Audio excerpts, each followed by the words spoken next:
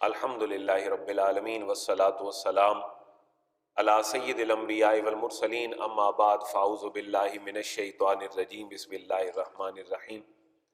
قابل احترام، آج کے جمعۃ المبارک کی ہماری گفتگو یقیناً یہ گزشتہ دنوں کا واقعہ جو واقعہ قصور ہوا، ایک ننھی زینب، اس کے اوپر یہ ظلم ہوا اور شاید یہ لوگوں کے سامنے واضح ہو گیا، ورنہ ہر روز کی بنیاد پر معاشرے میں کیا ہوتا ہے، بہت ساری باتیں ہمارے سامنے آتی ہیں، بہت ساری نہیں بھی آتی۔ آج کی اس نشست میں ہم ایک دیانتدارانہ تجزیہ کرنے کی کوشش کریں گے کہ معاشرے کے اندر اس طرح کے حالات کیوں پیدا ہوتے ہیں، اور اسلام انسان کی معاشرے کو ڈیولپ کرنے کے لیے اور معاشرتی تربیت کے لیے کیا کچھ کرتا ہے۔ نظام تعلیم کی بات ہو یا ہمارے گھریلو معاشرتی یا سیاسی معاشی نظام کی بات ہو، اسلام نے جو ہمیں تعلیمات دی تھیں، ایک بات تو شاید ہم اس پہ فوکس کر لیں اور کنسنسس ہو کہ ہم ان تعلیمات سے بہت دور ہو گئے جو اس معاشرے کی تباہی کا سبب بنی۔ جتنی اسلام کی کمال تعلیمات تھیں، خواہ وہ علم کی بات تھی، خواہ وہ عمل کی بات تھی، اس کو بڑا پروفیشنلائز کر دیا گیا۔ اسلام نے بڑی کمال فضا میں لوگوں کی ذہن سازی کی تھی کہ علم کا حاصل کرنا ہر مسلمان پہ فرض ہے۔ اب اس کو اتنا پروفیشنلائز کر دیا گیا کہ جو حقیقی علم تھا، جو فرض تھا، جس سے انسان کی تربیت مقصود تھی، وہ ہمارے نصاب سے نکال دیا گیا۔ ٹیکنیکل ایجوکیشن کے نام پر یا ایک پروفیشنل ایجوکیشن کے نام پر جو اسلام کی ذہن سازی تھی، وہ ہمارے ماحول نے اور ہمارے معاشرے نے ختم کر دی۔ اس کی جگہ پہ کیا گیا؟ ہمارے اعتراضات جب ہمارے اوپر ظلم ہوتا ہے تو ہم کہتے ہیں کہ ہمارے سارے پیچھے رہنے کی وجہ صرف اور صرف مغرب ہے اور مغرب کا رویہ ہے۔ لیکن مغرب تو خود یہ کہتا ہے کہ ہم اپنی علمی ترقی میں مسلمانوں کے محتاج تھے، جس کو مغرب اور یورپ اپنی نشت ثانیہ کہتا ہے کہ ہم دوبارہ اپنے پاؤں پہ کھڑے ہوئے۔ ریاست اور کلیسا کا جھگڑا، مذہب کا اور اسٹیٹ کا، اس کے بعد دوبارہ سے جو ان کا احیاء ہوا، جس کو وہ اپنے الفاظ میں رینیسنس اور یا رینائسنس بولتے ہیں، نشت ثانیہ، وہ خود کہتے ہیں یہ ہم نے تو مسلمانوں سے لی تھی۔ ہمیں تو یہ پتہ ہی نہیں تھا کہ دنیا میں انسان یہاں تک پہنچ چکا ہے۔ حتیٰ کہ ہماری تاریخ کی کتابوں میں یہ بات ملتی ہے کہ عیسائیوں کو جب اپنے مذہبی غسل بپتسمہ کے لیے پانی نہیں ملتا تھا، اس وقت مسلمانوں کے وہ ماڈل سٹیز جو بغداد میں تھے اور عراق میں تھے، وہاں مسلمانوں کے ہاں فواروں کا تصور تھا، اور جب ان کے ہاں سٹریٹ لائٹس کا تصور بھی تھا گلیوں میں، اس وقت یورپ اپنی تاریکیوں میں اور جہالت میں ڈوبا ہوا تھا۔ لیکن اس نے وہاں سے اپنے آپ کو کھڑا کیا، کھڑا کرنے کے بعد معاشرے کو ایک لہر دی۔ آج بدقسمتی یہ ہے کہ ہم اسی مغرب سے متاثر ہیں۔ وجہ یہ ہے کہ ہم نے خود کچھ نہیں کیا اور نہ کر سکے۔ ہم ساری کی ساری صلاحیتیں کہاں صرف کر بیٹھے؟ مادیت پرستی میں اور دنیاوی معاملات کے حصول میں۔ آج ہر انسان کا مطمع نظر شاید صرف دو چیزیں، اور وہ کیا ہے کہ میں زیادہ سے زیادہ مال کما لوں، میں زیادہ سے زیادہ پرتعیش اور لگژری زندگی گزار لوں۔ صبح آنکھ کھولنے سے لے کر آنکھ بند ہونے تک، شام تک، ہر انسان کی جہاں جہاں بھی وہ ہے، اس کی یہی کوشش ہے۔ اس کا رزلٹ کیا نکلا کہ زیادہ دنیا کے لالچ میں انسان اخلاقیات بھلا بیٹھا، مادیت پرستی آتی گئی، زیادہ دولت کے لیے اس کو راستہ نہیں مل رہا تھا، انہوں نے ایک اور راستہ وضع کیا۔ وہ کیا تھا کہ تم غریب کا چولہا بجھتا ہے تو بجھتا رہے، تم مال کے بدلے بھی مال کماتے رہو۔ اس کے لیے سود معاشرے میں رائج ہو گیا، اور ہر مادی حوالے سے آپ سوچ کو دیکھیں تو ایک سے ایک دوسرا راستہ دنیاوی اور مادی چیزوں کے حصول کے لیے صرف ہونے لگ گیا، اور آج بھی صرف ہو رہا ہے۔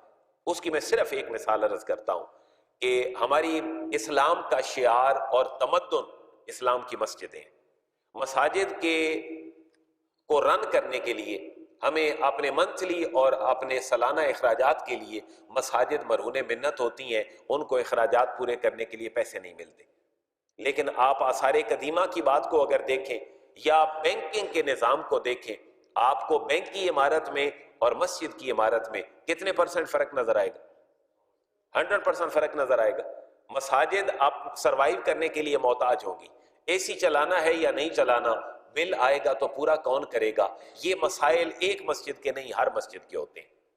اور نمازیوں کو فیسیلیٹیٹ کیسے کرنا ہے، لیکن اس کے برعکس آپ ایک بینک کی عمارت کو دیکھ لیں، جو بینک اپنا پورے کا پورا معاملہ سود پہ رکھ کے بیٹھا ہے، جس کا بڑے واضح الفاظ میں ہم کہیں کہ 95% سے زیادہ ہمارا بینکنگ نظام انٹرسٹ بیسڈ اور سود کے اوپر ہے۔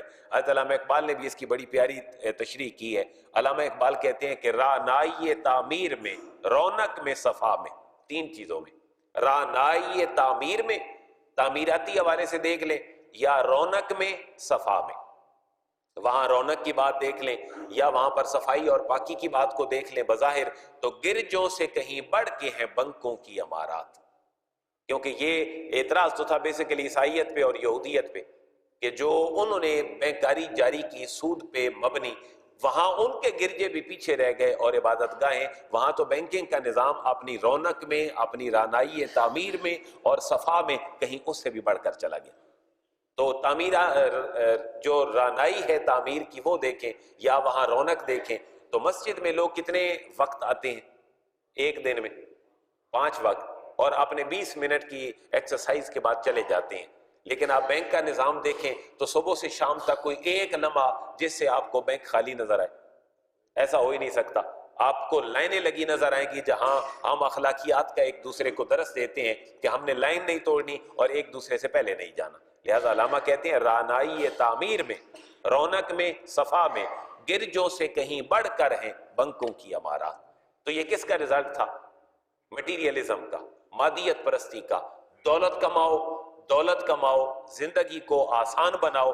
جب یہ سوچ آ گئی تو انسانیت کو لوٹ کے کھانے کا جذبہ انسانوں کے اندر خود بخود پیدا ہو گیا۔ ان ساری باتوں میں وہ پہلو ذہن میں رکھیں کہ جس شخص نے قصور میں یہ واقعہ کیا، کیا صرف اس شخص کا اکیلے کا قصور تھا؟ اس کے پیچھے ایک پورا سسٹم تھا، اس کے پیچھے ایک پورا سسٹم ہے۔ وہ کیا ہے؟ جس شخص نے اس کی تربیت کی، جس معاشرے نے اس شخص کی تربیت کی، جس ماحول میں وہ پلا بڑا، جس کے بعد وہ اس سوچ پہ مجبور ہوا، آخر اس کے پیچھے ایک پورا معاملہ تو تھا۔ میری ناقص رائے کے مطابق اس کے پیچھے سب سے پہلی سوچ یہ ہے کہ دنیا کماؤ اور انسان کو کچھ نہ جانو۔ یہ مادیت پرستی کی سوچ تھی جس نے اس کو تو ایکسپلائٹ کر دیا، لیکن کتنے ایک قانونی اور ملک کی ضوابط کی بنا پر ابھی جکڑے ہاتھوں کے ساتھ بیٹھے ہیں یا منظر عام پہ نہیں آئے، وہ بھی تو انسان ہے جو بیٹھے ہیں اس انتظار میں۔ اس کو موقع مل گیا، اس نے کر لیا، لیکن بہت سارے ایسے بھی تو ہیں کہ جن کو موقع نہیں ملتا اور ایسی بات نہیں ہو پاتی۔ لہذا مادیت پرستی، دنیاوی نعمتوں کا حصول، اس کے لیے انسانیت آٹومیٹیکلی ہمارے ذہنوں سے نکال کر بھلا دی گئی۔ کیوں کہ آج کا انسان صرف 5 سینسز پہ یقین رکھتا ہے، اس کے 5 حواس اس کو جو کہتے ہیں وہی اس کی دنیا ہے، وہی اس کا ایمان ہے، وہی اس کا عمل ہے۔ وہ 5 سینسز کیا ہے؟ کہ وہ سن کیا رہا ہے، نمبر 2 وہ دیکھ کیا رہا ہے، نمبر 3 وہ سونگ کیا رہا ہے، نمبر 4 وہ چکھ کیا رہا ہے، اور نمبر 5 وہ محسوس کیا کر رہا ہے۔ اور پورے مغرب کا دار و مدار اور اسلام سے دور ہر تہذیب کا مدار صرف 5 سینسز ہیں۔ 5 سینسز جو کہہ دے وہی حق ہے، 5 سینسز جو نہ کہیں وہ کبھی بھی حق نہیں ہے۔ اسلام کیا کہتا ہے؟ اسلام یہ کہتا ہے کسی چیز کے ٹھنڈے گرم کو محسوس کرنے کے لیے تمہیں ظاہر ہے 5 سینسز کام دیں گی۔ تم کسی چیز کو ہاتھ لگاؤ گے وہ تمہیں گرم محسوس ہوگی، اس سے تمہیں سینس کے اعتبار سے علم مل گیا۔ تم نے کوئی چیز آپ نے منہ میں رکھی، آپ کو کڑوی محسوس ہوئی تو آپ کو علم حاصل ہو گیا۔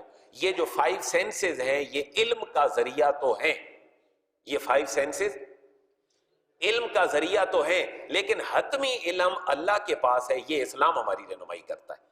لیکن مغرب اور مغرب زدہ طبقہ صرف کس پہ بیس کرتا ہے؟ 5 سینسز پہ۔ اسلام میں اور غیر اسلامی تہذیب میں یہی فرق ہے۔ اسلام میں کہتا ہے اپنے 5 حواس سے، 5 سینسز سے اپنی دنیا گزارو، اس کے اندر فوائد حاصل کرو اور فطرت کے نظارے دیکھ کر اپنی آنکھوں کو تسکین دو، لیکن تمہارے لیے زندگی گزارنے کی فائنل اتھارٹی اور حکم کس کا ہوگا؟ اللہ تعالیٰ کا ہوگا۔ یہ اسلام کے اور غیر اسلامی پوائنٹ آف ویو میں فرق ہے۔ میں اس کی 1-2 مثالیں عرض کر دیتا ہوں کہ جاپان نے یہ کہا کہ میں نے اب اپنی عمارتیں اتنی زلزلہ پروف بنا دی ہیں آج سے چند سال پہلے کہ اگر وہ 80 درجے تک بھی فلیکسیبل ہو کے زلزلے میں ہو جائیں تو واپس آ سکتی ہیں، میری عمارتوں کو کچھ نہیں ہوگا۔ یہ کس کی بات تھی؟ مادیت پرستی کی، سینسز کی بات تھی، سائنس اور ٹیکنالوجی کی بات تھی۔ لیکن جب اللہ کا غضب آیا سونامی کی شکل میں تو ساری سائنس اور ٹیکنالوجی کہاں چلی گئی؟ کیا ہزاروں لاکھوں لوگ لقمہ اجل بنے یا نہ؟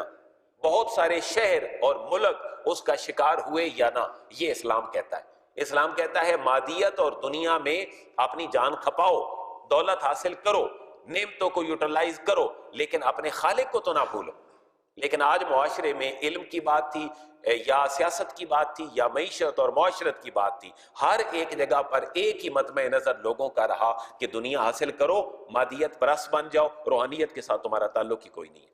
موسم تبدیل ہوتا ہے، انسان کو الرجی ہو جاتی ہے، اس کو انفیکشن ہو جاتا ہے، وہ ٹھنڈک میں جاتا ہے کہیں تو اس کو زکام کا احساس ہو جاتا ہے، وہ مزید کہیں آگے جاتا ہے کہیں چلتے دنوں میں تو اس کو بخار بھی ہو جاتا ہے، وہ مزید بیماری بڑھتی ہے، اس کو دل کے امراض بھی ہو جاتے ہیں۔ ہر بیماری کا علاج معاشرے میں ڈاکٹر کے پاس ہے یا نہیں ہے؟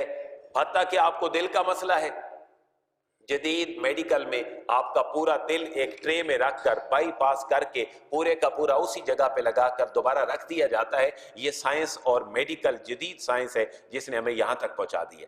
لیکن اسلام کیا کہتا ہے کہ اس سے فائدہ اٹھاؤ، ان چیزوں سے فائدہ اٹھاؤ، لیکن یہ بھی تو ذہن میں رکھو کہ ایک تمہاری فزیک کے اندر تمہارا ایک سافٹ ویئر تمہاری روح بھی ہے۔ تم اگر انفیکٹڈ ہونے کے بعد تمہیں چھینکیں آتی ہیں، بیمار ہوتے ہو، ڈاکٹر کے پاس جاتے ہو، تمہارا علاج ہو جاتا ہے، تو تمہاری روح بھی تو بیمار ہوتی ہے، اور تمہاری 50 سالہ زندگی میں کبھی روح کے بیماری کے علاج کے لیے تم نے 1 منٹ بھی صرف نہیں کیا۔ تم ٹھنڈے پانی سے نہا بیٹھے، تمہیں بخار اور زکام ہو گیا، تم نے جھوٹ بولا، غیبت کی اور اللہ کی نافرمانی کی، تو تمہاری روح بھی تو انفیکٹڈ ہو گئی تھی، تمہاری روح کے اندر بھی بیماری پیدا ہو گئی تھی۔ لہٰذا جتنا تم توجہ اپنی فزیک پہ دیتے ہو اتنی توجہ تم نے کہاں دینی ہے؟ اپنی روح پہ بھی دینی ہے۔ لہٰذا اسلام صرف مادیت کا قائل نہیں تھا، لیکن اسلام کہتا تھا دولت کماؤ، اپنی زندگی کو پرتعیش بناؤ، لیکن یہ بھی خیال رکھو کہ تمہارا ایک انسان روحانی بھی ہے جس کو تم نے زندہ رکھنا ہے۔ لہٰذا میں یہ سمجھتا ہوں قصور والے واقعے میں سب سے پہلی ایک ہماری نظریاتی اور عملی کمزوری پورے معاشرے کی یہ ہے، ہم سب دنیا دار لوگ ہیں۔ ہم صرف ساری کوششیں، اللہ کی دی ہوئی ساری صلاحیتیں صرف اس لیے کھپا دیتے ہیں کہ میں زیادہ سے زیادہ مالدار بن جاؤں، میرے زیادہ سے زیادہ مکان ہونے چاہیے، میرے زیادہ سے زیادہ میرے پاس گاڑیاں ہونی چاہیے، لوگ مجھے سلوٹ کریں۔ جب یہ چیزیں آتی گئیں تو ساری توجہ تو آ گئی مادیت کی طرف، روحانیت کہاں گئی؟ جس روحانیت نے انسانیت سکھانی تھی وہ تو ہمارے اندر سے چلی گئی۔ لہذا سب سے پہلا سبب اس طرح کے واقعات کا یہ ہے کہ ہم نے روحانیت کو اور اسلام کے نقطہ نظر کو بلا دیا۔ اور اس کے بعد دوسری بات ہمیں یہ نظر آتی ہے کہ مذہب سے ہمارا دوری اختیار کرنا، یہ ہماری بہت بڑی وجہ ہے کہ ہم انسانیت کا خیال نہیں کرتے۔ ایک بات اپنے ذہن میں رکھ لیجئے گا کہ انسانی ترقی میں ہمیشہ کردار مذہب کا ہی رہا ہے۔ اس مذہب کی 2 صورتیں ہیں، میں عموماً کہتا ہوں، ایک مذہب انسان کا اپنا بنایا ہوا ہوتا ہے اور ایک مذہب اس کے خالق کا دیا ہوا ہوتا ہے۔ ہمارے سارے مسائل صرف اس وجہ سے ہیں کہ ہم نے اللہ کے دیے ہوئے مذہب کو چھوڑ دیا ہے اور ہم اپنے دیے ہوئے مذہب کے مطابق زندگی گزارتے ہیں۔ وہ سیاست ہو یا جمہوریت ہو یا کوئی سرمایہ دارانہ نظام ہو یا سوشلزم ہو یا کوئی بھی نظریہ ہو، سیاسی حوالے سے یا معاشی حوالے سے جتنے بھی چکر ہو ہماری زندگیوں میں، یہ سارے کے سارے اپنے ہاتھ اور اپنے ذہن سے بنائے ہوئے مذہب کے نتائج کے طور پر ہیں جن کو ہم معاشرے کے اندر بھگتتے ہیں۔ اور اس کی 2 وجوہات ہیں۔ سب سے پہلی وجہ یورپ میں بھی اس کی یہی تھی اور یہاں امت مسلمہ کے ہاں بھی آج یہی ہے کہ لوگ مذہب سے دور کیوں ہوتے ہیں۔ اس کی کوئی وجہ آپ دوست بتائیں کہ لوگ مذہب سے دور کیوں ہوتے ہیں۔ ایک بات تو طے ہے کہ ہمارے سارے مسائل صرف اس وجہ سے ہے کہ ہم لوگ مذہب سے دور، اس بات پہ کنسنسس ہے۔ اب ایک بات اور ذہن میں ہم لائیں، اس پہ تھوڑی سی مشاورت کریں کہ مذہب سے دور لوگ کیوں ہوتے ہیں۔ اس کی ایک وجہ بیانی انداز میں یہ عرض کرتا ہوں کہ ایک مذہبی لوگوں کا اپنا رویہ ہوتا ہے جو مذہب کے نمائندہ ہوتے ہیں، اور ایک ان لوگوں کا رویہ ہوتا ہے جو مذہب سے بہت دور ہوتے ہیں۔ ان دونوں چکروں میں ایک عام آدمی اپنی لائف میں پس جاتا ہے اور حضرت علامہ اقبال نے بڑی کمال انداز میں اس کی نشاندہی فرمائی. حضرت علامہ اقبال نے یہ کہا تھا کہ اے کشتہ سلطانی و ملائی و پیری، باقی نہ رہی تجھ میں وہ آئینہ ضمیری، اے کشتہ سلطانی و ملائی و پیری. کہ ملا ہو، پیر ہو، یا سیاسی نظام کا کوئی بہت بڑا ہمارا رہبر اور رہنما ہو، یہ عوام تو ان کے اندر پس کے رہ جاتی ہے. اور مغرب میں بھی یہی کچھ ہوا. اہل کلیسا اور جو عیسائیوں کے مذہبی رہنما تھے، انہوں نے مذہب کو اتنا موڈیفائی کر دیا اور اپنی بغل میں اپنی آسمانی ایڈٹ شدہ کتاب کو رکھ کر لوگوں کو یہ تاثر دیا کہ مذہب صرف میں جانتا ہوں، مذہب سے تمہیں کوئی سروکار نہیں ہے. تم اگر کام لینا چاہتے ہو اپنی زندگی کا، آؤ ہمارے پاس، اور جتنی بھی ہمارے پاس ہیلا سازی ہے وہ ہم کر کے دے دیں گے تو تم ٹھیک ہو جاؤ گے. تو مذہب کو صرف ایک اداراتی طور پر چند بندوں کے ہاتھوں میں دے دینے سے لوگ مذہب سے دور ہو جاتے ہیں. دوسری بات یہ ہے، جو مذہب سے دور ہے مادیت پرست ہو کر، وہ بھی تو مذہب کے خلاف بات کرتا ہے. تو جو بہت قریب ہوئے اور اسلام کے نمائندہ بنے، وہ بھی صحیح پیغام نہ پہنچا سکے. میں دو مثالیں عرض کرتا ہوں. طالبان کو دنیا کس قوم اور کس مذہب کے نام سے جانتی ہے؟ اسلام کے نام پر. داعش کو دنیا کس نام سے جانتی ہے؟ اسلام کے نام پر. یہ اسلام کا وہ روایتی رویہ ہے لوگوں کا جو اسلام کی بدنامی کا سبب بن گیا. اب آپ دیکھیں، کیا ان لوگوں کا اسلام سے کوئی تعلق تھا؟ اس کے باوجود بھی یہ پوری دنیا میں تو اسلام کے نمائندہ تھے. اور جو اسلام سے دور طبقہ تھا، جو بظاہر ہمیں سیکولر بھی کہلایا، لبرل بھی کہلایا، اس کا اسلام کے خلاف اتنا بھارا اور زہر آلود رویہ تھا کہ ایک عام آدمی مذہب کو تشکیک کی اور شک کی نگاہ سے دیکھے بغیر رہ ہی نہ سکا. لہذا ہمارے مسائل کی پہلی وجہ صرف دنیا کو گین کرنے کے لیے، دنیا کو کمانے کے لیے اپنی صلاحیتوں کو صرف کرنا ہے. قصور کا واقعہ صرف اس ایک سبب کا نتیجہ ہے. اور دوسری بات، ہم لوگ مذہب سے دور ہیں. جب ہم مذہب کے قریب آ جائیں گے ہمارے معاشرے میں ایسا نہیں ہوگا. لیکن ہم چونکہ زیادہ پڑھ لکھ گئے، اس دور میں آ کر ہم نے اسلام کے تصور سزا کو اور اسلامک جو پنشمنٹ کا کنسیپٹ تھا، ہم نے اس کو بلا دیا. سورہ نور اور باقی صورتیں قرآن کی ان قوانین سے بھری پڑی ہیں. اپنے معاشرے کو اگر ریپ سے بچانا ہے اور اپنی خاتون کی اگر عزت لٹنے سے بچانی ہے، تو پھر چونکہ یہ خاتون اللہ نے بنائی ہے تو اس کی سزاؤں اور جزاؤں کا تصور بھی کون لاگو کرے گا؟ اللہ لاگو کرے گا. ایسا نہیں ہو سکا. ہمارے معاشرے میں چوری کی سزا عارضی طور پر جیل تو بن گئی، لیکن ہمارے معاشرے میں چوری کی سزا وہ نہ بنی جو ہمارے رب نے دی تھی. وہ کیا تھی؟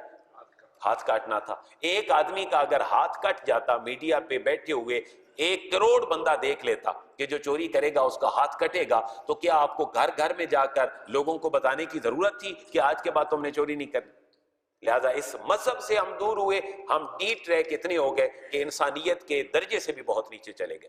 ڈاکہ بچ سکتا تھا، حتیٰ کہ آپ اندازہ کریں کوئی بندہ کسی دوسرے بندے کے اوپر تہمت لگاتا ہے کہ میں نے اس بندے کو زنا کرتے ہوئے دیکھا ہے، یا میں نے اس بندے کو شراب پیتے ہوئے دیکھا ہے، یا کوئی ایسی بات کہہ دیتا ہے کسی دوسرے بندے کے بارے میں جس کے بارے میں شریعت نے سزا رکھی ہے، تو یہ بندہ پھنس گیا.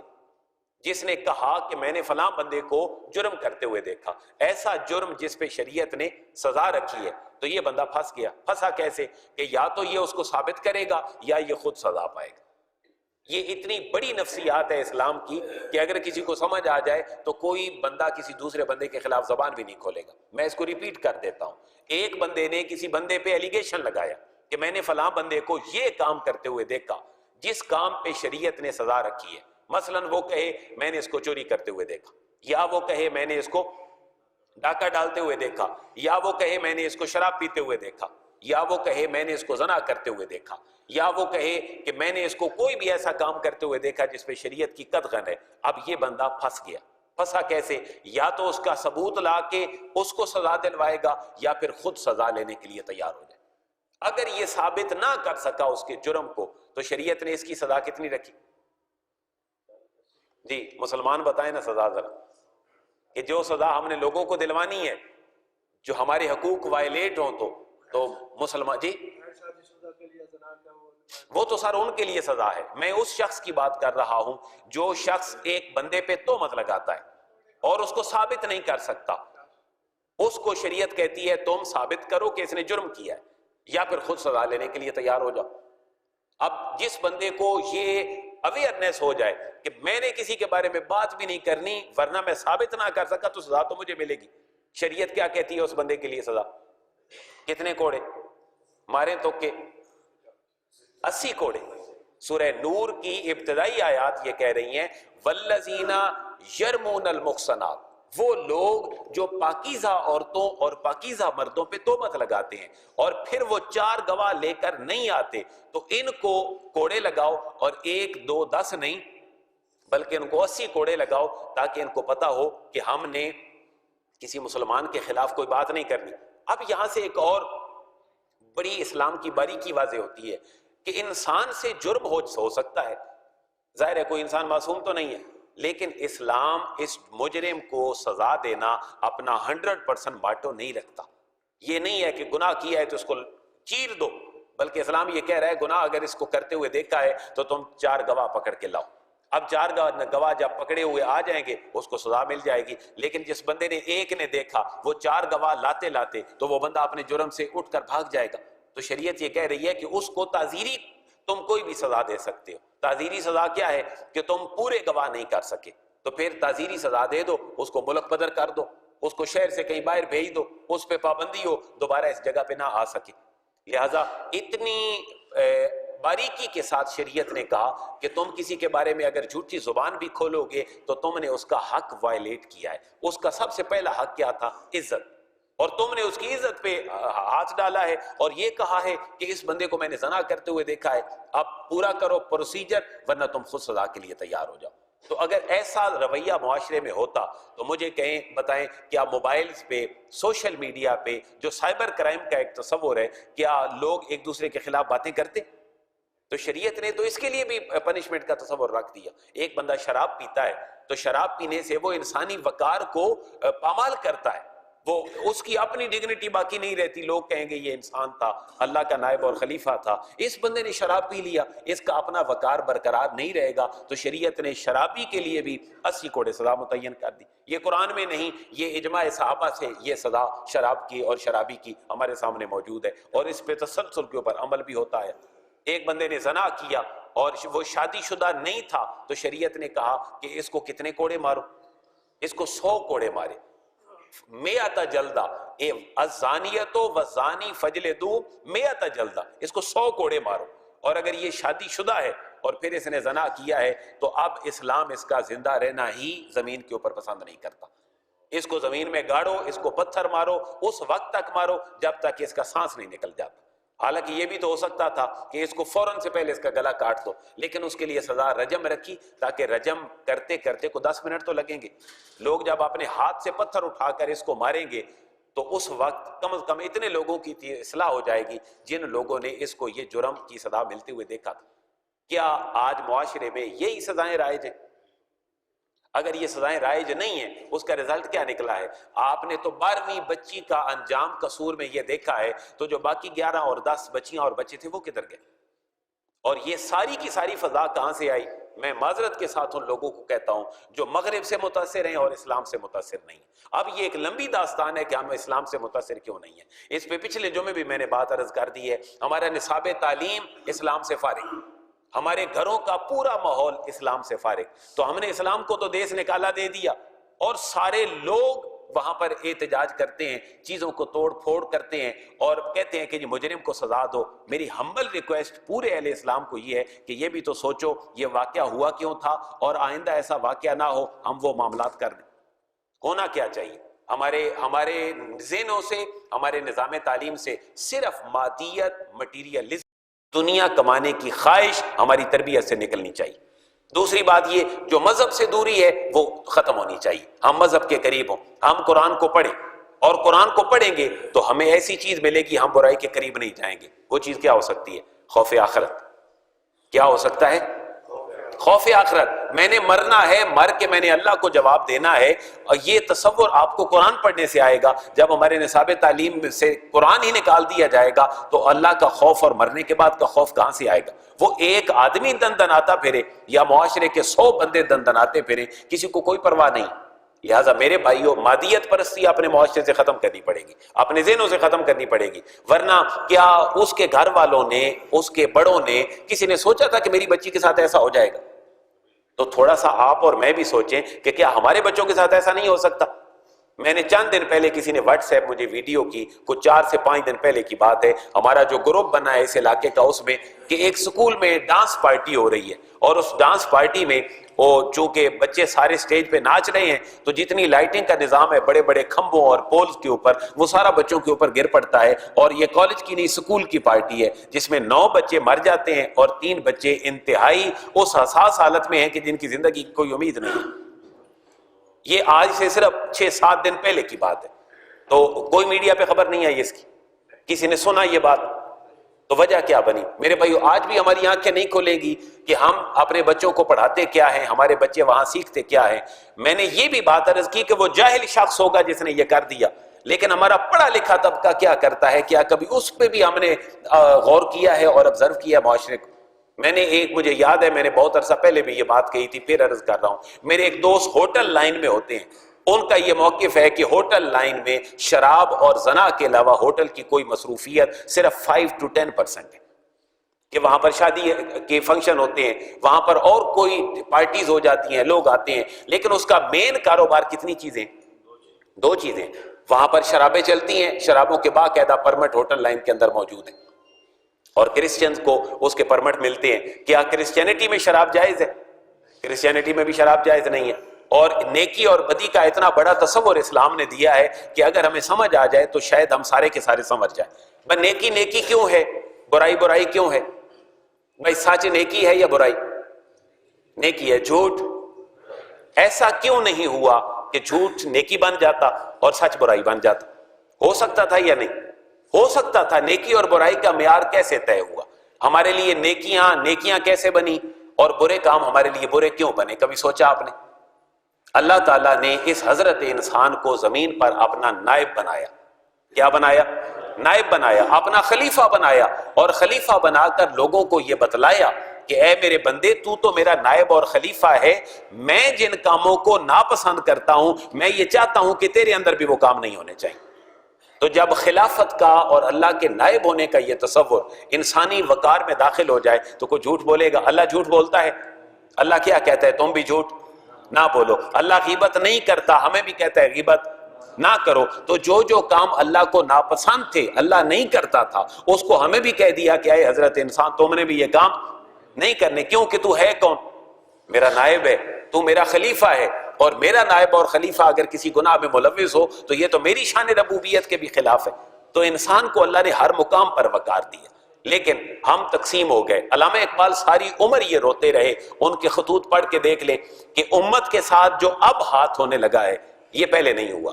امت کے ساتھ ہاتھ کیا ہوا؟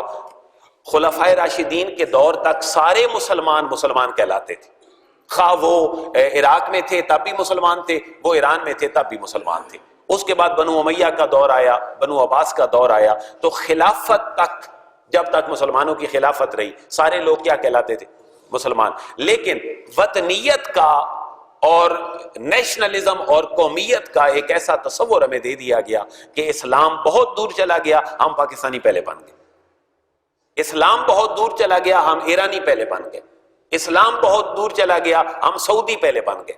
اسلام دور چلا گیا، ہم مصری پہلے بن گئے۔ اور علامہ اقبال نے ساری عمر اس پہ باتیں کی، اور علامہ اقبال نے ساری عمر لوگوں کو یہ بات بتلائی کہ یہ جو معاملہ ہے یہ امت کے لیے ٹھیک نہیں ہے۔ بلکہ علامہ نے تو یہ کہا کہ جو نیشنلزم اور جو وطنیت پرستی کا تصور مغرب ہمیں دے رہا ہے مسلمانوں کی خلافت ختم کرنے کے بعد، یہ مذہب کا کفن ہے، ہمارے مذہب کا جنازہ نکل جائے گا۔ یہ حضرت علامہ اقبال کے افکار تھے۔ حضرت علامہ یہ کہتے ہیں، ان تازہ خداؤں میں بڑا سب سے وطن ہے۔ آج دنیا کس کے لیے لڑ رہی ہے؟ کیا سعودیہ یا پاکستان یا مصر یا ایران یا فلسطین؟ کیا اسلام کی بقا کی جنگ لڑ رہے ہیں یا اپنے ملک کی بقا کی جنگ لڑ رہے ہیں؟ اپنے ملک کی۔ ہمیں بھی لوگ یہی مشورے دیتے ہیں، بھئی آپ افغانستان کی جنگ میں کیوں سر ٹوکتے ہیں؟ آپ اپنے ملک کو بچائیں اور آگے چلیں۔ تو حضرت علامہ اقبال نے 100 سال پہلے اس مسئلے کو آبزرو کر لیا تھا کہ امت ایک نئی بیماری میں مبتلا ہو رہی ہے۔ وطن سے محبت تو ایمان سے ہے۔ حضور کو اپنے وطن سے محبت نہیں تھی، حضور کو وطن سے محبت تھی۔ حضور جب مکہ کو الوداع کرتے ہوئے مدینہ طیبہ تشریف لے جاتے ہیں تو آخری جملے کیا فرماتے ہیں؟ اے مکہ، اے حرم پاک، مجھے تم سے محبت ہے، لیکن تیرے مکین مجھے یہاں پر رہنے نہیں دیتے۔ تو وطن سے محبت تو حصہ ہے، لیکن وہ محبت جو مذہب کا جنازہ نکال کر اس کو کفن پہنا دے۔ علامہ اقبال نے ہمیشہ اس قومیت پرستی اور اس وطنیت پرستی کی مخالفت کی، اور علامہ نے کیا کہا؟ ان تازہ خداؤں میں بڑا سب سے وطن ہے، جو پیرہن اس کا ہے وہ مذہب کا کفن ہے۔ جو اب نیشنلزم اور قومیت پرستی کا لباس ہے، یہ تم جب کرتے ہو تو مذہب کا جنازہ نکل جاتا ہے۔ یہ بت کی تراشید تہذیب نبی ہے، نئی تہذیب کا یہ جو تراشا ہوا بت ہے، غارت گرے کا شان دین نبوی ہے۔ جو نبوی دین کا کاشیانہ تھا اس کی تو یہ غارت گری کا سوچ رہا ہے، اور قوموں میں تقسیم اور پھر ملکوں میں تقسیم۔ علامہ اقبال نے یہ بھی تو کہا تھا، نہ تورانی رہے باقی نہ ایرانی نہ افغانی، کہ نیل کے ساحل سے لے کر کہاں تک تم ایک ہی ہو جاؤ، میں بھی ایک ہی ہوں، ورنہ تو تم قوموں میں تبدیل ہو جاؤ گے۔ اور علامہ نے اس کو پھر دوسرا اپنے الفاظ میں اظہار اس کا یوں کیا کہ تفریق ملل حکمت افرنگ کا مقصود، انگریز کی حکمت کا مقصود کیا ہے؟ تفریق ملل، ملتوں کو جدا کر دو، یہ پاکستانی ہے، یہ انڈین ہے، یہ مصری ہے، یہ ایرانی ہے، یہ ترکی ہے، اور ان کو تقسیم کر دو، یہ افرنگ کی چال ہے۔ اور اسلام کا مقصود فقط ملت آدم، اسلام کا مقصود فقط ملت آدم، مشرق سے مغرب تم بھائی بھائی ہو۔ فلسطینی مر رہا ہے، کیوں؟ ہم اپنے ملک کی فکر کریں، ہمیں فلسطین کے مسلمانوں سے کیا؟ تو علامہ اقبال نے بڑی دور کی بات یہ ہمارے سامنے رکھی کہ اے مسلمان اپنی واپسی کا راستہ سوچ۔ تو میں نے کتنی باتیں عرض کر دیں کہ قصور کا واقعہ ہو یا پورے پاکستان کا واقعہ ہو یا پوری دنیا کا کہیں بھی واقعہ ہو، اس کے ہمیں اسباب تلاش کرنا پڑیں گے، اور ہم دیانتدار لوگ تب ہیں کہ ہم اس کے اسباب تلاش کر کے اس پہ کام کریں۔ نمبر 1، پہلا سبب ہم نے کیا ڈھونڈا؟ اس کا مادیت پرستی۔ ہر چیز میں ہم نے دنیا کو تلاش کیا۔ مولوی کسی سے ملا تب بھی اس لیے کہ میرا مدرسہ اور میری مسجد بن جائے، کوئی بھی بندہ کسی دوسرے سے ملا تو مقصود یہ تھا میرا یہ جو دنیاوی 60-70 سال ہیں یہ پرماننٹ ہو جائیں، مجھے کسی کی کیا پرواہ ہے۔ تو مادیت پرستی ہر چیز میں آئی، سینسز پہ بیس کر کے دنیا بیٹھ گئی، ریویلیشن کو چھوڑ دیا، ڈیوائن آرڈر کو چھوڑ دیا، الہام کو چھوڑ دیا، خدائی پیغام کو چھوڑ دیا، تو آج میری اور آپ کی بچیاں ان ظالم درندوں کے شکار بننے لگ گئیں، لیکن ہم نے واپسی کا پھر بھی کوئی نہیں سوچا۔ دوسری بات، مادیت پرستی کو چھوڑنا پڑے گا۔ نمبر 2، ہمیں مذہب کے قریب ہونا پڑے گا۔ ہم مذہب سے دور ہیں، یہ معاملہ ہماری زندگیوں میں ابتری پیدا کر رہا ہے۔ میں گارنٹی سے یہ بات کہتا ہوں، اس پوری مسجد میں میرے اس نقطہ نظر سے اگر کسی کو اختلاف ہو تو میرے ساتھ وہ ڈیبیٹ کر سکتا ہے۔ مادیت پرستی نے ہمیں دین سے دور کر دیا، کیونکہ مادیت پرستی میں تو دنیا کمانی تھی۔ شریعت کہہ رہی تھی کہ تم دنیا حرام سے نہیں کما سکتے، تم سود نہیں کھا سکتے، کسی کا تم مال چھین نہیں سکتے، کچھ چھینو گے تو تمہیں سزا بھگتنا پڑے گی۔ تو مادیت پرستی نے مذہب سے کیا کر دیا؟ میں اگلی بات ذمہ داری سے اور ایمانداری سے کہنے لگا ہوں، مذہب سے دوری نے ہمارے خاندانی نظام کو تباہ و برباد کر دیا۔ مذہب سے دور تھے، خاندانی نظام تباہ ہو گیا۔ میں نے پچھلے جمعے بھی اس پہ تھوڑی سی گفتگو کی تھی، میں اس کو ایک نئے زاویے میں اب پھر آپ کے سامنے کر رہا ہوں۔ وہ خاندانی نظام کیسے ہمارا بگڑ گیا؟ مرد اور عورت کی شادی صرف اور صرف کھانے پینے اور سیکس کے علاوہ کسی چیز کا نام نہیں تھی۔ کھائیں پیئیں اور سیکس کریں، بچے پیدا ہو جائیں، ٹھیک ہے جی پیدا ہو جائیں کوئی بات نہیں۔ پہلی بات تو یہ کہ پیدا نہیں کرنے، کتنے سال تک؟ ابھی عمر ہی کیا ہے جی ہماری، 10 سال ہم شادی کو انجوائے کرتے ہیں، اس کے بعد بچے بھی پیدا ہو جائیں گے۔ بتائیں یہ سوچ معاشرے میں ہے یا نہیں؟ بھائی 10 سال کوئی بات نہیں، ابھی ہماری عمر ہی کیا ہے، 25 سال کے ہم دونوں ہیں، تو 35-40 سال تک ہم اپنی زندگی کو انجوائے کرتے ہیں، اس کے بعد اولاد کی پیدائش کا بھی سوچ لیا جائے گا۔ اب اولاد پیدا ہو گئی، مادیت پرستی نے کیا دیا؟ دنیا کی طلب نے ہمیں یہ دیا کہ مرد بھی جاب کرے، عورت بھی جاب کرے، دونوں جاب پہ چلے گئے۔ 10 سال پلاننگ ہوئی بچے نہیں ہوں گے، 10 سال کے بعد بچے پیدا ہوئے، دونوں جاب کرتے ہیں، بچہ کدھر جائے گا؟ بچہ کہاں گیا؟ بچہ ڈے کیئر سینٹر میں چلا گیا، ان کے کیئر سینٹر الگ سے بن گئے، بیوی بھی دفتر میں جا رہی ہے، مرد بھی دفتر میں جا رہا ہے، بچہ کہاں جائے گا؟ ہم ایک سینٹر قائم کر دیتے ہیں، وہاں پر اپنے بچے کو رکھ لیں گے، ان کو منتھلی پے کر دیں گے، شام کو اپنا بچہ واپس لے لیں گے، تو ڈے کیئر سینٹر بن گئے۔ پھر اس کے بعد کیا ہوا؟ اس مادیت پرستی نے ہمیں یہ دیا کہ ہم نے تو دونوں نے ڈیوٹی پہ جانا ہے، اب کیا کریں جی؟ اب بچے کو پیمپر لگانا ہے، پیمپر کا پیکٹ کتنے کا آتا ہے جی؟ 400 روپے کا۔ اب خرچے اور بڑھ گئے، شام کو دونوں واپس آئے تھکے ہارے، تو پھر یہ سوچا جی کھانا کہاں سے آئے گا؟ کوئی بات نہیں جی باہر سے منگوا لیتے ہیں، برگر منگوا لیتے ہیں، شاورما منگوا لیتے ہیں، اور شاورمے بھی بڑی قسموں کے آ گئے، کوئی بڑے شاورمے آ گئے، کچھ چھوٹے شاورمے آ گئے، اور پھر جب کسی نے زیادہ دھوکہ دینا ہو تو واقعی بڑا شاورما۔ یہ اس تصور نے ہمارے اندر پھر بیماریاں پیدا کر دی. آپ اس گردان کو ذرا آگے پڑھتے جائیں کہ یہ جب کھانے پینے کا تصور باہر سے آیا تو ہمارے اندر کیا آ گیا؟ کھانے پینے کے باہر کے تصور نے، فاسٹ فوڈ نے، کولڈ ڈرنکس نے اور ہمارے بچوں کے انرجی ڈرنکس نے ہمیں کیا دیا؟ بیماریاں دے دی. جب بیمار ہو گئے تو اور پیسے کس کے لیے چاہیے تھے؟ بیماری کے علاج کے لیے چاہیے تھے. اب پھر آگے چلے تو بڑے بڑے ہاسپٹل بن گئے. وہاں چونکہ مادیت پرستی کی تعلیم تھی، وہاں اس انسان کو بچانے کی تعلیم نہیں تھی، تو پھر ہمارے خرچے آپ کے اور بڑھتے چلے گئے. تو مادیت پرستی نے میرا اور آپ کا بیڑا غرق کر دیا. ہم مذہب سے بیزار ہوئے، خاندانی نظام تباہ ہو گیا. ذرا سوچیں نا، جس خالق نے اس بچے کی خوراک کے لیے ماں کی چھاتی سے 2 نہریں پیدا کی ہیں، وہ ماں دودھ نہیں پلاتی اپنے بچے کو. کیوں؟ میرا جسم ڈھلک جائے گا، میں اپنے بچے کو دودھ کیوں پلائیں؟ اس کو میں الیکٹروجن لگوا دیتی ہوں. اس کے لیے مزید خرچے بڑھ گئے. اب اس عورت نے جو ایک فطرتی محبت اور تپش تھی ماں کی گود کی، یہ تو اپنے بچے کو نہیں دی. یہ کس نے دی؟ یہ ایک رینٹڈ لیڈی نے دے دی ڈے کیئر سینٹر کے نام پر. جس باپ کے جسم کے ساتھ مس ہوتے ہوئے، اس کے بچے کے گلے ملتے ہوئے بیٹے نے تپش محسوس کرنی تھی اور موروثی طور پر کچھ جذبات اپنے باپ سے لینے تھے، اس کو تو اپنے باپ سے گلے ملنے کا، اٹکیلیاں کرنے کا، کھیلنے کا موقع ہی کوئی نہیں ملا. مادیت پرستی نے جب ہمیں صبح اٹھایا تو بچے سوئے تھے، اسی مادیت پرستی نے جب شام کو واپس بھیجا تب بھی بچے سوئے تھے. ان کی تربیت تو کی غیروں نے. اب آپ کہتے ہیں کہ وہ بچے نظریاتی بنے، میرے ساتھ محبت بھی کریں. نہیں، یہ بچے جن کے لیے آپ نے ڈے کیئر سینٹر کا انتظام کیا تھا، آپ تیار ہو جائیں، یہ بچے آپ کے لیے اولڈ ہاؤسز کا انتخاب کریں گے. یہ آپ کو بھیجیں گے بڑھاپے میں. میں اس باپ کی کھانسی کہاں سنوں؟ یہ تو کھنگارتا ہے، یہ تو بلغم پھینکتا ہے، میں اس کو گھر میں کہاں گندگی کے ڈھیر میں بٹھاؤں گا؟ یہ جائے اولڈ ہوم میں. ایسے چاہیے، میں 15,000 روپیہ پر منتھ اولڈ ہاؤس میں پے کر دوں گا. مجھے اللہ نے بہت دیا ہے، میں کیوں ایسا کروں کہ میں اپنے باپ کو گھر میں رکھوں؟ یہ میرے بھائیوں تھی مادیت پرستی. اس مادیت پرستی نے انسانوں سے انسانیت چھین لی. لیکن آپ لوگ تو پھر بھی واپس کوئی نہیں ہے. آپ لوگوں کے بچے اور میرے بڑے بڑے ان اداروں میں پڑھتے ہیں کہ جن اداروں میں انسانیت سکھائی کوئی نہیں جاتی.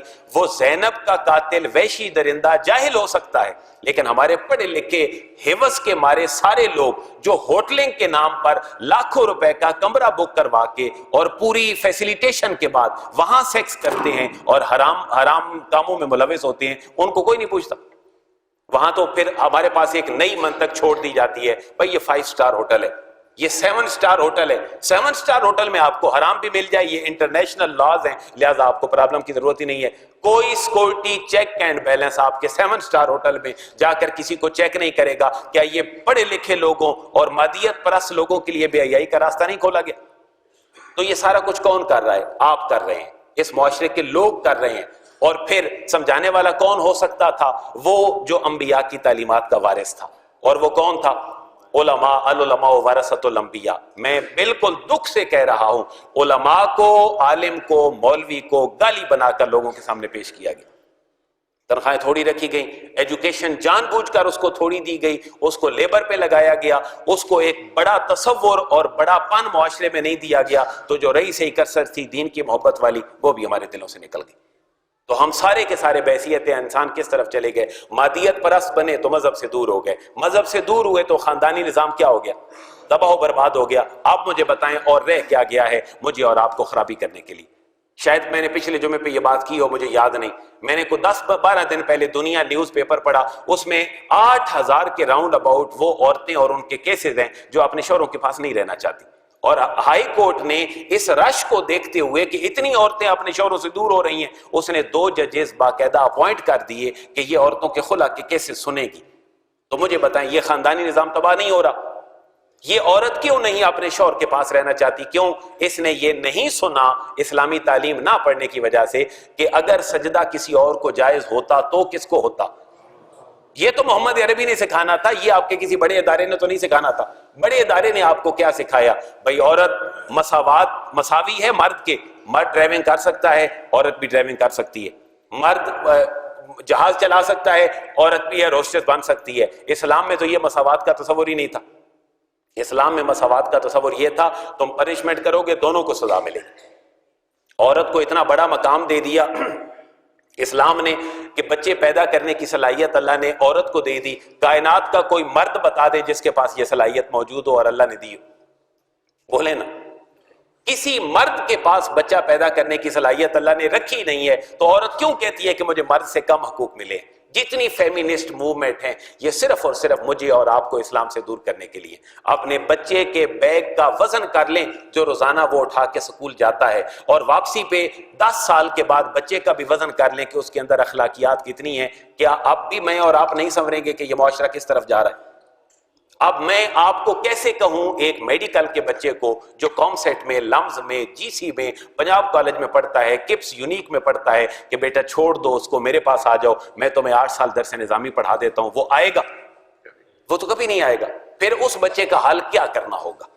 اس بچے کا حل میرے مالدار بھائی سے آج التجا ہے جس کو اللہ نے پیسے دیے، وہ آج انویسٹمنٹ کرے چھوٹی چھوٹی چیزوں پر، کہ ہم اپنے بچوں کو جو میڈیکل کے ہیں، انجینئرنگ کے ہیں، بڑے بڑے اداروں میں پڑھتے ہیں، ہم تھوڑا تھوڑا ان بچوں کو دینی تعلیم پڑھا دیں۔ اور بچے کا کوئی قصور نہیں ہے اگر ہمارا اور آپ کا بچہ ولگیریٹی پہ آ گیا ہے، تو صرف نظام کا قصور ہے۔ ہم اس نظام میں تھوڑے سے لوگوں کی اصلاح کر سکتے ہیں۔ ساری دنیا کے لوگوں کی اصلاح کس کے ذمہ ہے؟ اللہ کے نبی کے ذمہ ہے۔ ساری دنیا کے سارے لوگوں کی اصلاح کے لیے اللہ نے کس کو بھیجا؟ محمد مصطفیٰ کو۔ سارے انبیاء کو بھی نہیں بھیجا۔ حضرت موسیٰ اپنی جگہ کے لیے، حضرت عیسیٰ اپنے علاقے کے لیے، حضرت لوط اپنے علاقے کے لیے تھے۔ ساری دنیا کے لیے صرف ایک ہی نبی ہے جو ختم المرسلین حضرت محمد مصطفیٰ ہے۔ میں اور آپ کیا کر سکتے ہیں؟ جہاں بیٹھے ہیں وہاں چند لوگوں کی اصلاح کر دیں، بس ہم مر بھی گئے تو شاید یہ لوگ ہمارے پیغام کو آگے پہنچاتے رہیں۔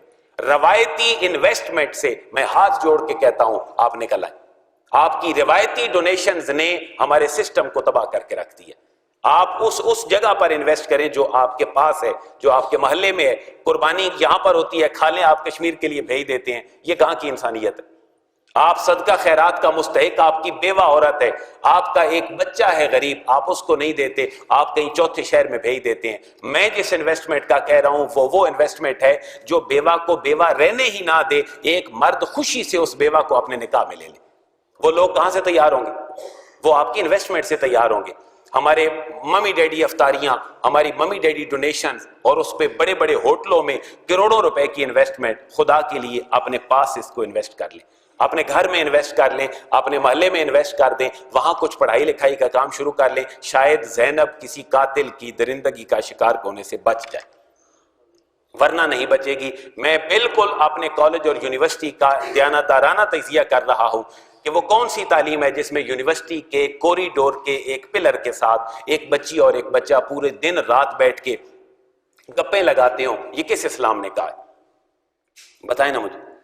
ایک یونیورسٹی میں جہاں آپ کی اور بچی اور میرا بچہ جاتا ہے، ایک پلر کے ساتھ 3 گھنٹے ان کی گفتگو، ان کو موبائل اور لیپ ٹاپ، اور پھر کسی جوس کارنر پہ جا کے وہاں بیٹھنا، یہ کس نے اجازت دی ہے؟ کس اسلام نے؟ لیکن ہم وہیں پہ ہی اپنی بچیوں اور بچوں کو بھیجتے ہیں۔ تو ہمیں میرے بھائیو اپنا نظام ٹھیک کرنا پڑے گا۔ سارا نظام تو ٹھیک نہیں ہو سکتا، ہم چند لوگوں کو تو ٹھیک کر سکتے ہیں۔ میں پھر عرض کر رہا ہوں، ہمارے بچوں پہ انویسٹ کریں جو میڈیکل، انجینئرنگ اور ممی ڈیڈی ایجوکیشن لے رہے ہیں، ان کے لیے انویسٹ کریں، اور کوئی چھوٹی چھوٹی جگہیں بنائیں جہاں پر لوگ سیکھ سکیں دین۔ اس کے بغیر ہماری بقا نہیں ہے۔ میرے منہ میں خاک اگر ایسی بات ہو، لیکن شاید وقت وہی ہے کہ 50 سال کے بعد اسلام کا اور پاکستان کا روئے زمین پہ شاید ہمیں کوئی اس کا نام و نشان نظر نہیں آ رہا۔ اس کی وجہ کیا ہے؟ بھائی ہم سارے ہی تو اسلام سے دور ہیں، اسلام کی بات کون کرے گا؟ اسلام تو قرآن حدیث اور سنت ہے، ہم سب کی ترجیح نہیں ہے وہ۔ میں غلط ہوں تو مجھے یہاں کوئی کہہ دے، میرے جمعے پہ باہر جا کے تبصرہ نہ کرے کہ ہم سارے ہی تو اسلام سے دور ہیں۔ کسی کے پاس 24 گھنٹے میں آدھا گھنٹہ اللہ کے نبی کے دین کے لیے نہیں ہے تو کیا اسلام باقی رہ جائے گا؟ حالانکہ اس کا محافظ تو اللہ تعالیٰ ہے۔ آپ اور میں بھی تو کچھ کریں نا اس کے لیے۔ یہ روایتی مدرسے بنیں، حفظ کی کلاسیں چلیں، درس نظامی بھی چلیں، لیکن کو ماڈرن انسٹیٹیوٹ بنائیں، چھوٹے چھوٹے، کو بہت بڑا بھی نہ ہو، جہاں پر ہمارے لوگ سمجھ سکیں۔ میں منتظر ہوں ان مالدار لوگوں کا جو مسجد میں بیٹھ کر مجھے یہ فرمائیں کہ ہاں جی ہم اس میں اپنا حصہ ڈالنے کے لیے تیار ہیں۔ آپ اس مسجد میں چلانا چاہتے ہیں، ہم اس مسجد میں 50 بچوں کی کلاس، میڈیکل اور انجینئرنگ کے بچوں کی، ہفتے میں صرف 1 سے 2 دن ہم اخلاقی تعلیمات پہ مبنی ان کو دینے کے لیے تیار ہیں۔ ورنہ اگر جاہل کے اندر درندگی ہے تو میں ذمہ داری سے کہہ رہا ہوں، کان کھول کے سن لیں، پڑھا لکھا، سوفسٹیکیٹڈ، ایک ویل نون اور ویل آرگنائزڈ پرسن اپنے اندر سیکس میں کتنا تشنا ہے، یہ اس کے موبائل کا استعمال، اس کی یوٹیوب آپ کو بہتر بتا سکتی ہے۔ اللہ تعالیٰ ہماری اصلاح فرمائے اور ہمیں ہوش کے ناخن لینے کی توفیق نصیب فرمائے۔ وما علیہ الا البلاغ۔